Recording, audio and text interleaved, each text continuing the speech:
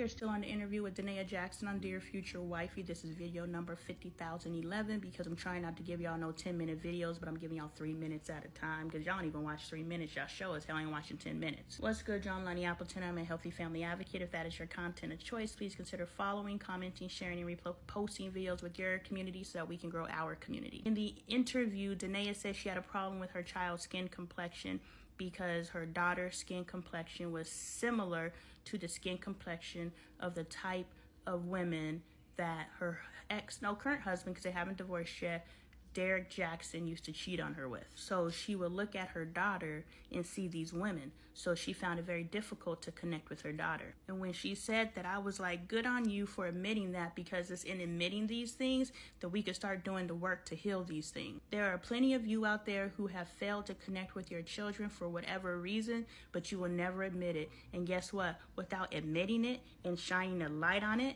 everything that's done in the dark must come to light, because when it comes to light, then you can deal with it. If you are not bringing it to the light and dealing with it, you will always have a block between you and your children, and your children will always feel it. Your children got to deal with it now. But when they get older, they feel that block, and they're not going to fuck with you. And even though you have a block with your child, you are a nurturer, you are a mother. So you're going to do everything a mother is supposed to do for your children, even though it is void of that emotion that they deserve and need in order. What this goddamn... I told you, these motherfucking pigeons.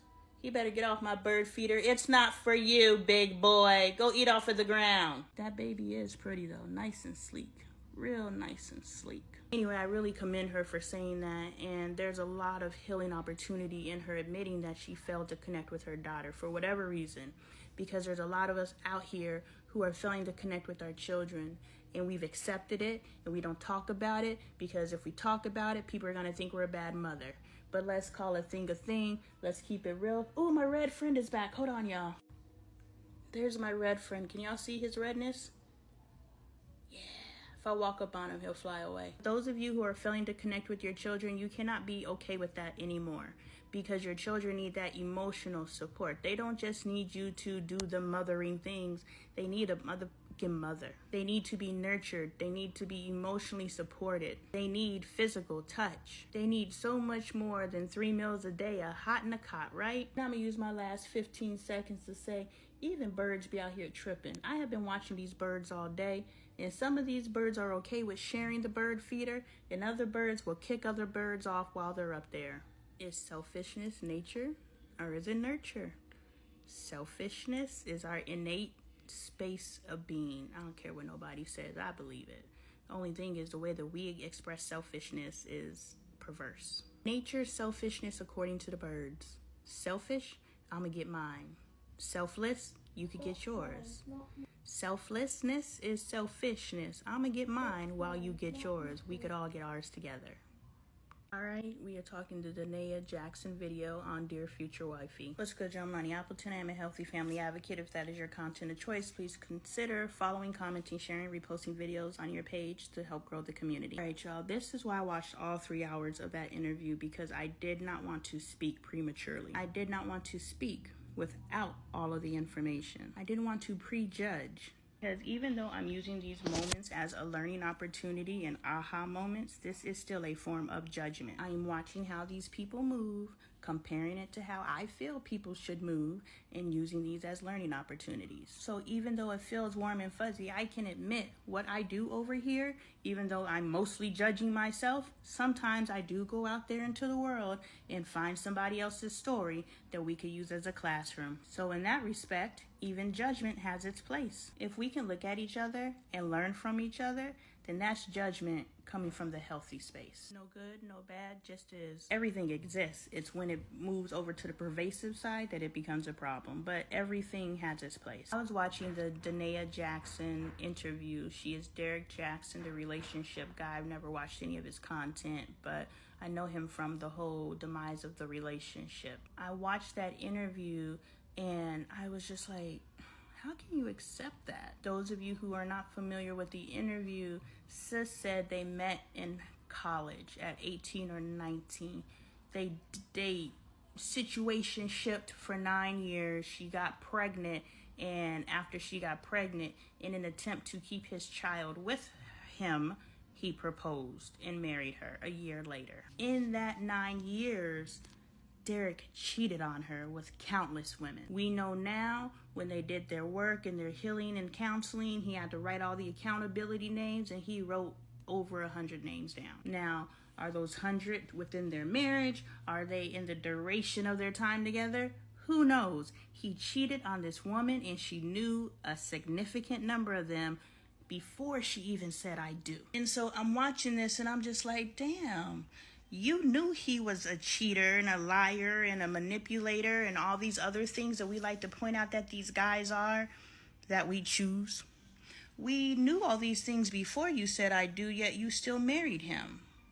I don't get it. But then I had to check myself. I was like, look, just because you're in a healthy, committed relationship now, Lonnie, don't mean that it has always been that way. You don't get to sit here from your high tower and look down at the women dealing with the little unfaithfuls and be like, It was in that moment I saw her, and I saw that she was me.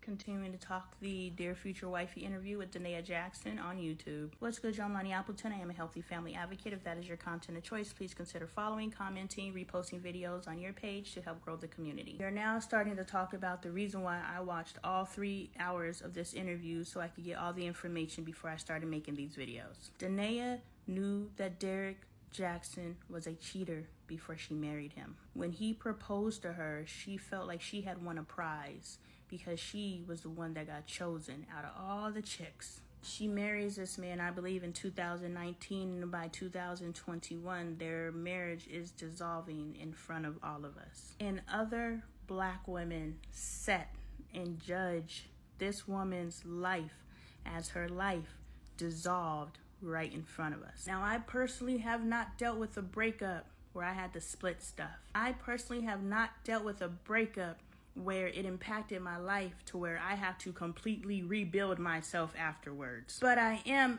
empathetic enough to know what this woman may be going through. So I will never stand in judgment of a woman who is sitting next to a man who has cheated on her the entire duration of their relationship. Not just the 2, 3, 4 that they're talking about in this video. No, this man has cheated since they were 19 years old at the good old HBCU.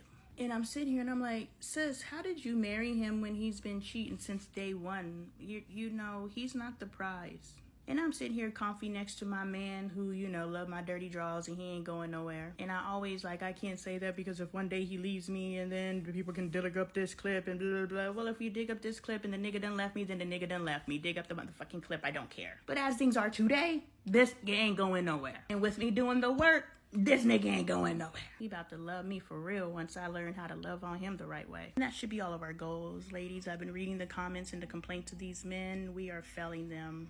Yes, and I know somebody's gonna hop in here and say, well, they're failing us. Does that mean we need to be failures?